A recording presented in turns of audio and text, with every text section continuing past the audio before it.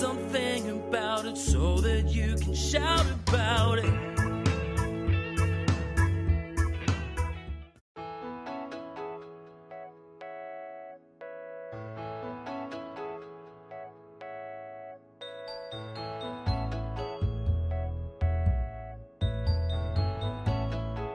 Welcome once again to A House Around the Corner. This is Tricia Zima, your host. We're at the Deans Marsh Community Cottage, and this cottage is the heart of this community. It is the hub of which they do community development projects throughout the community to bring the 400 residents together and to create some incredible initiatives. We have the lovely cauldron that the artists create, the skateboard park that the kids have created, and many other things around here, which are initiatives of this beautiful cottage.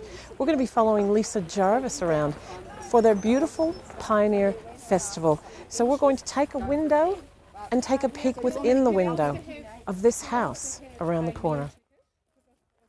Good morning and welcome to Deans Marsh. Deans Marsh is a diverse farming community. Traditionally it was very much dairy and now we've got lots of artists that have arrived in town. The cauldron here is a great representation from an artist, Cinnamon Francis. And when we light the cauldron, it signifies that something's happening in Deans Marsh, whether it be a music event in the hall, the Pioneer Festival like today.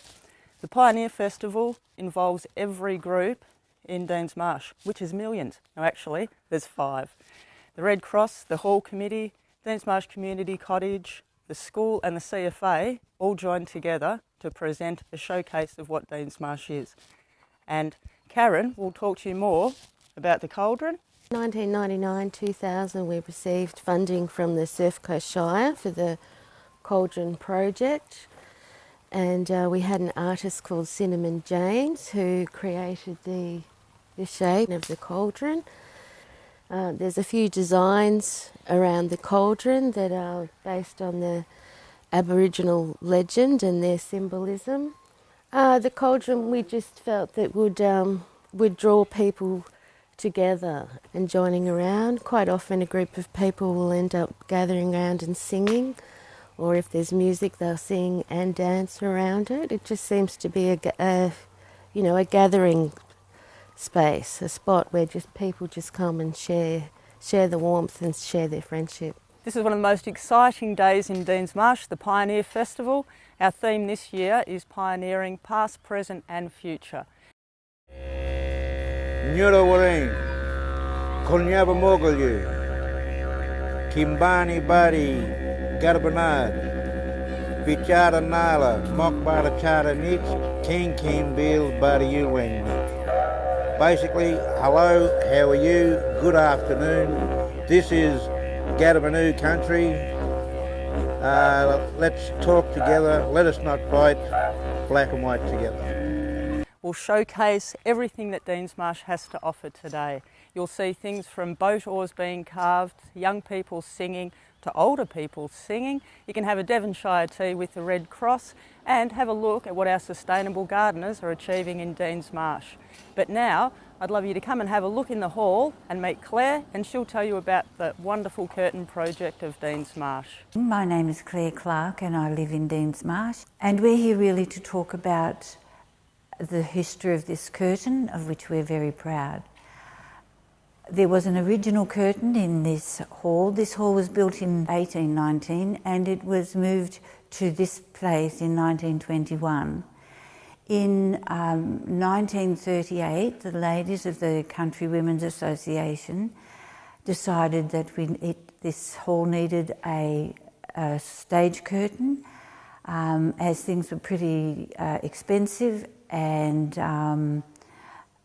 but they decided they would use sugar bags. Sometime after that, the war obviously started, and with rationing and shortages of all sorts of things, the project lapsed. And it wasn't until about 1948 when the curtain was finally finished. This curtain was pieced together by a Mrs. Emily Clissold.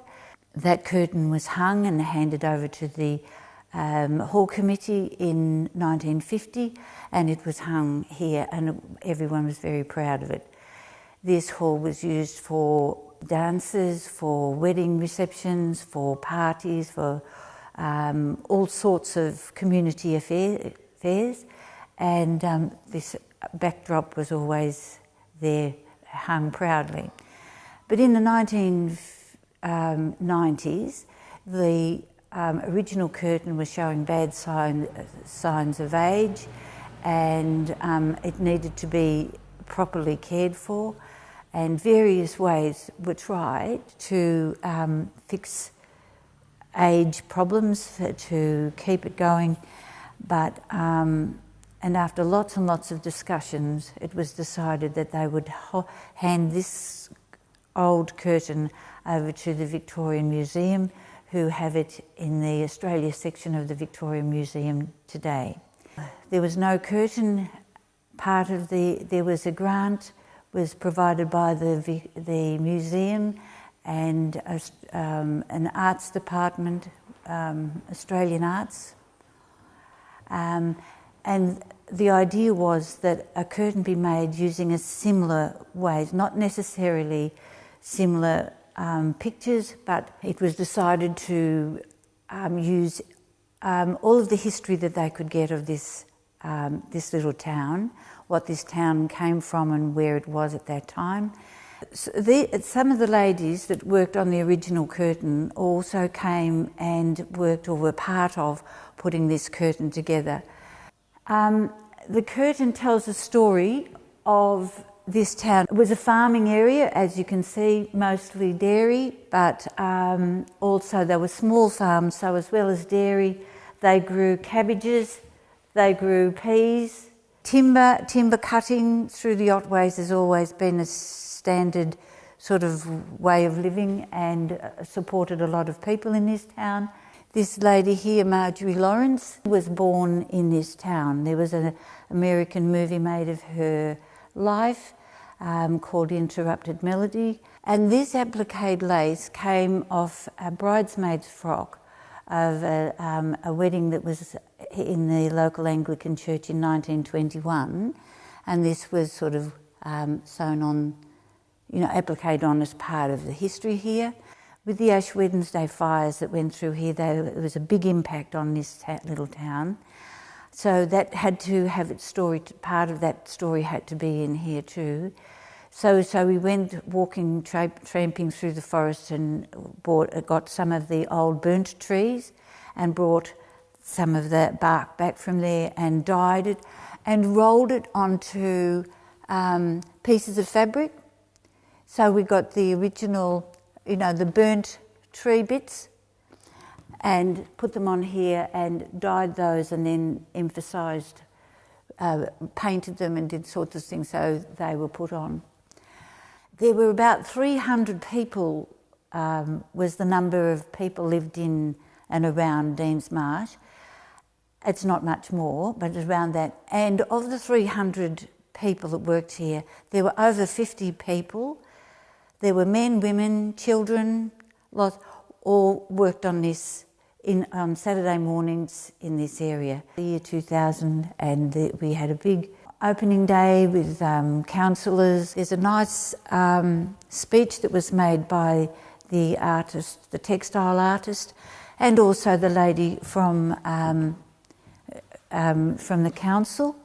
She talked about the eagle emblem artwork of the Watherong Aboriginal community were there, and the local iris farm, which is here. The overall mural predominantly made from varying range of textiles with almost 25 techniques involved.